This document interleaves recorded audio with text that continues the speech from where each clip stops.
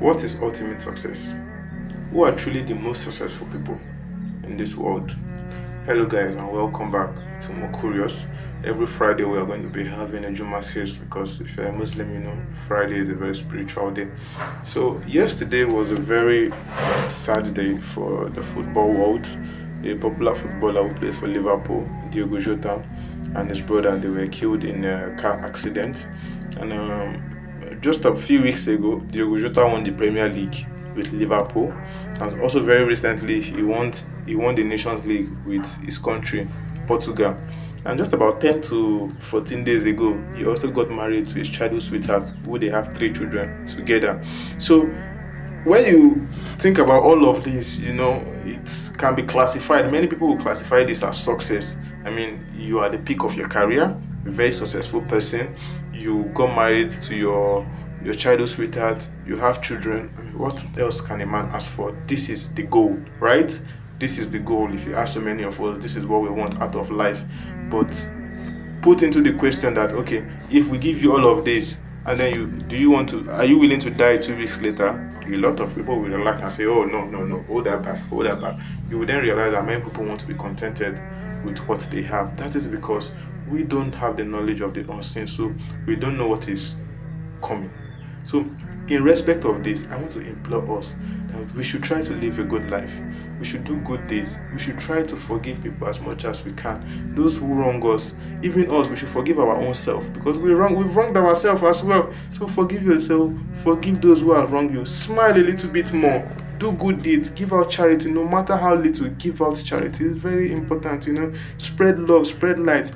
If you are still fortunate to have your parent alive, spend time with them, because you never can tell. Spend time with your family, spend time with your loved one. You don't know when all of this is going to come to an end, you know. In as much as we strive to achieve all that is in this life, to achieve wealth, to achieve status and all of that, there is much more to life, you know. There is a life after here.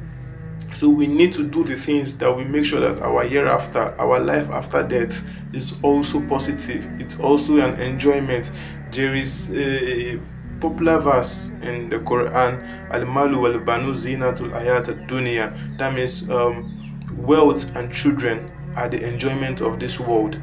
There's also a similar verse in the Bible that said that store up good deeds for yourself in heaven, where moth and vermin do not destroy. That's insects, where insects do not destroy, and where thieves do not break in. When you think about these two verses, they are very similar in the sense that one is telling you that the enjoyment of this world is your money, your children, that is love, and everything you find in between. But then the things that endure, the things that truly matter are those things, are those deeds that you have done that will make sure that the life after earth, you understand, is pleasant for you, because you don't want a situation where you enjoy this world and then you lose your hereafter. So I implore every one of us to try to do the things that we ought to do, you know.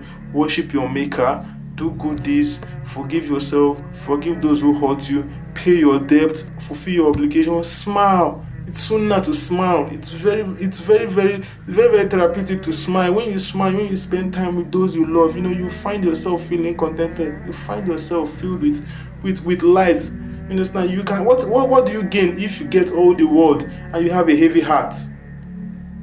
All the enjoyment of this world, it can only be enjoyed when there's life and there's health too. If you don't have health, how do you even want to enjoy all the wealth that we are chasing? So friends, it's very important for us to note this. It's very important for us to know this.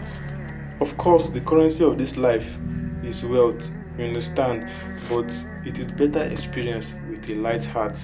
In as much as we are chasing this world, there's something that is also chasing us. We need to remember that, and that is death.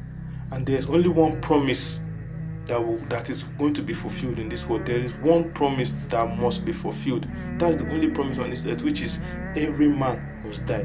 I will die, you will die, everybody will know we surely taste death. So what is our plan for afterlife? We need to do the right things. We need to worship our maker. We need to do good deeds.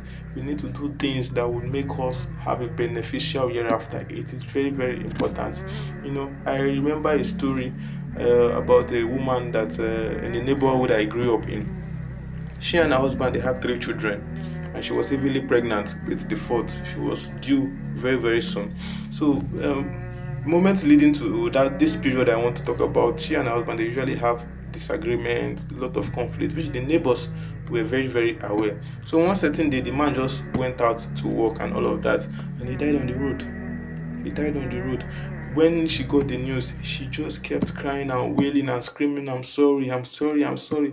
She was sorry because the last memory she has of her husband is conflict.